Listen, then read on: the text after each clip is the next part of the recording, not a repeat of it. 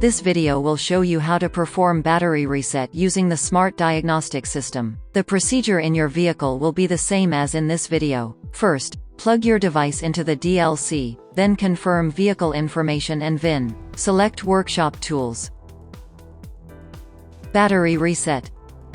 Battery Reset Service. Gateway. Battery Adaptation.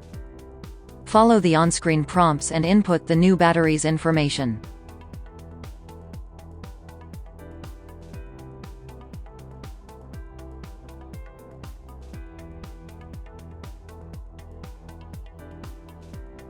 New values have been written to ECU.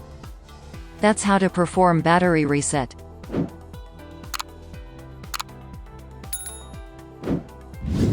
For more information, please visit us at innova.com. Find the problem, fix the problem.